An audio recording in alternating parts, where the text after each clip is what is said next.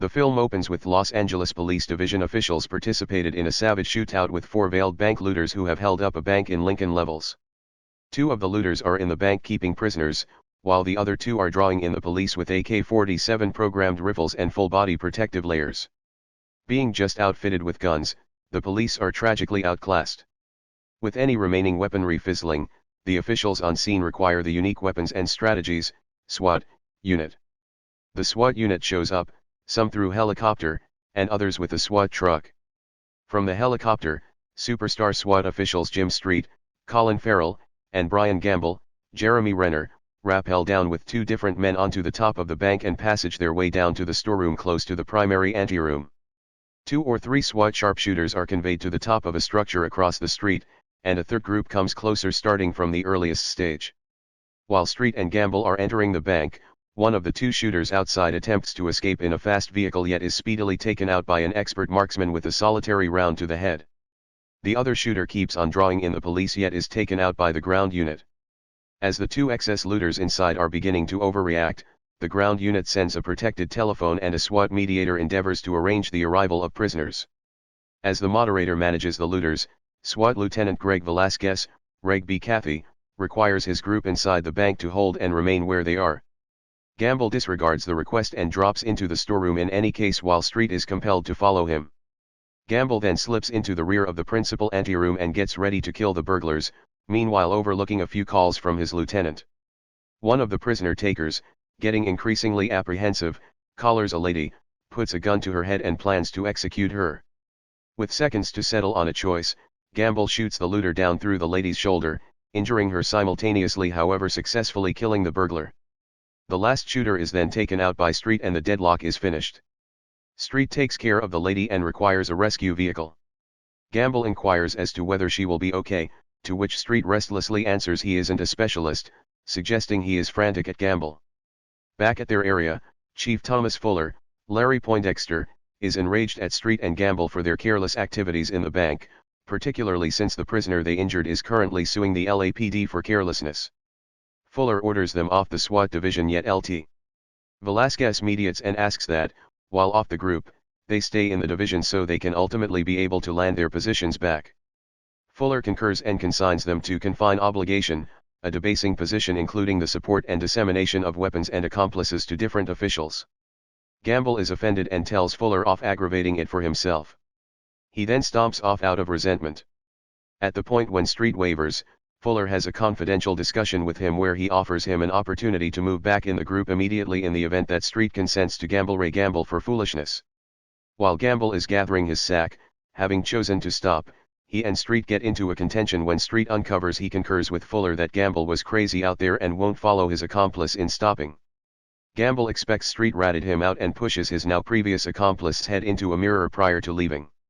A half year after the fact, Street is preposterously practicing out on the ocean front one morning before work. He is still in the firearm confine, performing humble errands for other cops despite everything sitting tight for an opportunity to get back on the field. At some point, veteran SGT Daniel Hondo Harrelson, Samuel L. Jackson, comes to the region and requests that Street fix his redid M4 rifle. Street takes note of the custom work and is intrigued. Hondo meets with Velasquez. Following various scorching articles censuring the L.A.P.D, the head of police needs to change the division. Velasquez maintains that Hondo should frame another SWAT unit for him to order. Velasquez offers Hondo 2 of his own officials T.J. McCabe, Josh Charles, and Michael Fighter, Brian Van Holt. Hondo acknowledges them and chooses to select 3 additional up-and-comers from the faculty records. Just issue is, Chief Fuller will have the last say on who goes into this new unit.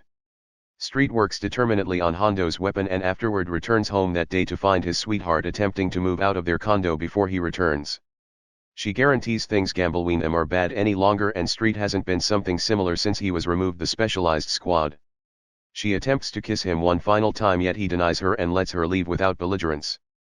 During his time in the enclosure, Street has imagined another piece of gear that he intends to patent to policing, a huge snare and chain intended to bring down walls or blockades and end threatening stalemates, which he calls the way into the city.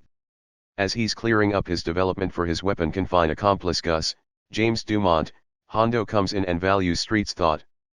He came in to gather his weapon and is dazzled by Street's work on it, taking note of a few upgrades. Later on, Hondo takes a portion of the officials out for target practice on the terminating range. The garish T.J figures out how to outshoot Hondo, yet Hondo wagers $200 that Street, who's trying weapons all alone, can beat McCabe. T.J, not feeling compromised by a weapon rabbit, consents to the test. They go head to head, and Street winds up triumphant shockingly aside from Hondo. In the meantime, a French mobster, Alex Montel, Oliver Martinez, shows up at Los Angeles Global Air Terminal and heads out into the city. He expects to visit his uncle's #1 cafe, purportedly as a birthday surprise, however truly, this is on the grounds that he realizes his uncle has been taking cash from the family for quite a while. Alex hence cuts his uncle's throat and leaves the eatery, yet is before long pulled over by bike cops for a wrecked tail light. Since the vehicle Alex is driving has a place with his uncle and there is a capture warrant out for him, the officials can fine Alex for addressing and confirmation of his character. Indeed, even endeavors to utilize payoff can't spring him out. Hondo initiates Street as his driver for the day to go in a specialized squad enrollment run. While in the vehicle, Hondo uncovers he was a Marine and a battle coach before, while Street was a Naval Force SEAL, in spite of the fact that he won't reveal what was his forte. They initially examine an official named Elder Deke K, LL Cool J, who is tracked down in the center of a foot pursuit with a suspect. Hondo and Street intercede and end the pursuit, irritated Deke, who needed to do it single-handedly. In any case, he before long relaxes when Hondo uncovers he's from SWAT and offers Deke to learn at SWAT school. They then visit one more competitor who establishes a terrible first connection with Hondo by being a vegan and being excessively respectful and an over-the-top fanatic to keep going long in Hondo's unit. They then continue on toward a Metro cop named Chris Sanchez, who has clearly applied and qualified a few times for SWAT yet continues to get turned down. Street noticed that Sanchez has a few wrongdoing complaints from suspects recorded with inner undertakings. They find official Sanchez at a neighborhood emergency room. They find Sanchez's accomplice overseeing a Latino hooligan who's in a wheelchair with different injuries all over. Hondo inquires as to whether Sanchez did this on his own, which his accomplice affirms that he did. Hondo then, at that point, meets with Sanchez, and that's what figures out Chris is another way to say Christina, Michelle Rodriguez. Hondo understands that Fuller has likely kept Sanchez off the SWAT program since she's a lady and basically has blamed the unfortunate behavior objections so as to do as such. Sanchez lets Hondo know that the majority of the charges against her have been recorded on the grounds that opposing rough male perpetrators couldn't manage the way that they were mistreated by a lady. Hondo enjoys her immediately and chooses to offer her a situation in his group. After getting back to base camp, Street inquires as to whether he's anticipating playing with him for one more day or he's really going to explain to him why he took him on this enlistment run. Hondo inquires as to whether he needs to fill the keep going spot in the group. Street is reluctant, realizing that Fuller is probably not going to support him given the episode with Gamble. Street additionally affirms that he didn't turn over on Gamble. Hondo affirms he needs Street in his group. At the point when Hondo meets with Fuller, Fuller oddballs both Sanchez and Street, yet Hondo will not withdraw. Fuller makes a trade-off: he will acknowledge the gathering as is for the present, yet would it be advisable for them they bomb the starter preliminaries required for SWAT, then, at that point, Sanchez returns to her tram routine and Street and Hondo will both be removed the power. Hondo concurs, sure his new group is ready for the situation. Preparing starts presently. The new crew individuals get to know one another, and it's uncovered that Street's gambler half who unloaded him before was really Fighter's sister who expects Street treated her terribly, so there is some contact gamble between them. Hondo puts the gathering through a few tests including invasion, protective layer, weapons, functional preparing and long-range shooting. Regardless of a few beginning hardships, they are before long performing honorably. The group likewise shows uncommon marksmanship expertise in a sharpshooter meeting including playing a card game utilized as targets. In a little while, the opportunity has arrived for the group's last assessment, a reproduced prisoner circumstance set up by Fuller. The group should invade a plane taken over by psychological oppressors played by individual officials equipped with paintball weapons. They should assume back command over the airplane and take out every one of the 6 ruffians in 8 minutes or less. While investigating the plane's schematics, Street takes note of that there is an elective passage highlight the plane that nobody will anticipate, a little deep opening implied for food plate which no man could fit in except for their group really have what no other group have, Sanchez, who energetically seizes the opportunity to makes Fuller extremely upset. They sneak onto the plane and take out every one of the 6 thieves, in spite of the fact that T.J. endures a shot that would have been deadly had it been genuine. In spite of this, the new group establishes another course record, causing Fuller a deep sense of irritation. That evening, the gathering celebrates by eating at a bistro claimed by Dek's dad. Hondo compliments them, yet additionally concedes that he is excessively upset that TJ most likely could never have made do in the event that they had been in a genuine circumstance. Following a couple of long stretches of eating and drinking, the majority of the gathering heads home, put something aside for Sanchez and Street, who needs to push the party along somewhat longer. Sanchez follows Street to his number 1 bar and offers a couple of additional beverages with him, yet they are intruded on by Street's ex-accomplice Gamble, who is at the bar that evening. The two have a detached, forceful trade until Gamble chooses to leave. Street attempts to make a pass at Sanchez, who turns him down, however at that point welcomes him to her girl's birthday celebration occurring the following day. Since the following day is Sunday and their preparation is finished, the new specialized squad are partaking in a very much procured 3-day weekend. TJ is out on the town, Hondo and Velasquez go out hitting the fairway, Deke is going through the day with his children, Fighter is at home with his significant other staring at the television, unexpectedly watching the 1970s program that propelled this film, and Street took Sanchez up on her proposition and is currently engaging the children at Eliza's birthday celebration, following them energetically with a Super Soaker water rifle. Out of nowhere, everybody is reviewed by pager to a clean prisoner circumstance, where a man has blockaded himself in his home and is haphazardly discharging a shotgun through the window. The man additionally claims to have wired every one of the passages with explosives, which nobody accepts except for Velasquez won't take that risk. Street chips in his key to the city, which they use to destroy the back mass of the house and kill the suspect, finishing the deadlock like a flash. At the sheriff's specialty, a representative discovers a few subtleties relating to Alex Montel's actual personality. Velasquez is advised and requests that Hondo's unit block and escort the jail transport conveying Montel. In any case, Montel's posse has likewise found out about the exchange. 2 of Alex's men camouflage themselves as cops and utilize a taken squad car to pull the transport over. They then, at that point, move onto the transport and shoot the representatives, prior to unshackling Alex. As they're going to drive off, Hondo's group shows up and draws in them in a shootout. The shootout is fast, however toward the end, both phony police are killed and Alex is caught. Montel, it just so happens, is a global outlaw needed in north of 12 nations on charges including murder, arms managing and drug dealing. As he is being directed to a holding cell, he faces a television camera and offers $100 million as a compensation for any individual who can break him out of prison. The B Street cast of each and every channel rehash the case again and again and affirm that Montel has the monetary means to reinforcement his case, drawing in the consideration of each and every bandits in Los Angeles. Hondo's group is bothered by Montel's proposition, realizing it will make their work substantially more troublesome when anybody on the street will connect with them to protect Montel for the cash.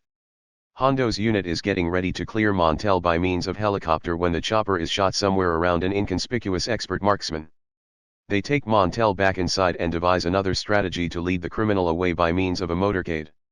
Gangsters expecting to capitalize on Montel's deal assault the vehicles, killing a cruiser cop and harming 2 different officials simultaneously. Yet, the vehicles end up being a fake, and Alex is being driven down a confidential access region underground into a few plain SUVs left a few traffic lights from the base camp while Velasquez is keeping watch from the sky. Hondo's arrangement moves along as expected up until partially through the second designated spot where TJ stops the vehicle and focuses his weapon at his own group, having chosen to take Montel up on his proposition. As Street and Fighter endeavors to dissuade him, T.J. is out of nowhere joined by Gamble, who destroys Fighter and uncovers himself as the brains behind the activity to break out Montel. They take Montel and escape into the metro. As paramedics show up to treat Fighter, Hondo and Street pursue Gamble's gathering into the tram station while Deke and Sachet rush to the following station. Hondo and Street miss the train while sometime later, Deke and Sanchez report that the train never came to the following station. The 2 groups head down their separate finish of the passage to explore. They before long find the train deserted halfway through the passage with Gamble and his men generally gone. The driver guides them toward a Tempest Channel opening further down the track, which the group enter, getting cut off from their police recurrence as of now. In the meantime, Fuller learns about T.J.'s disloyalty and Gamble's association and suspects the entire group may be important for the activity to free Montel. Particularly when they're done answering. He figures out an unapproved runway has been illuminated at Hawthorne Air Terminal and suspects that is where Gamble is going, so he sends all suitable units at the air terminal to catch them. Hondo and his group track down Gamble and his men through dull underground sewer burrows, yet Gamble dials them back by setting up a booby trap including a claymore mine and smoke explosives. Street saves Deke from setting off the snare and uncovers a piece of his naval force seal preparing when he incapacitates the claymore. Further down, their pursuit totally stops when they wind up secured in the passage by a weighty door locked with a huge latch. Street recovers the claymore and utilizations it to blow the door open. Back on the web, Hondo makes sense of what befell Fuller and requests that he send vehicles to get them. Fuller has no faith in Hondo any longer, so he arranges him and his group down and will not go get them. Hondo overlooks the request and his group lay hold of a passing limo. As they drive out, Sanchez sees a low-flying plane over the city. Realizing all units are at the air terminal, they reason that the stream should be Gamble's arrangement for emptying Montel and the air terminal was only an imitation. Hondo and his gathering follow the stream, which is really arriving on the 6th Street span, instead of at the air terminal. Hondo gets radio affirmation that Gamble has prisoners on board the plane, and they need to stop the airplane promptly to save guiltless lives.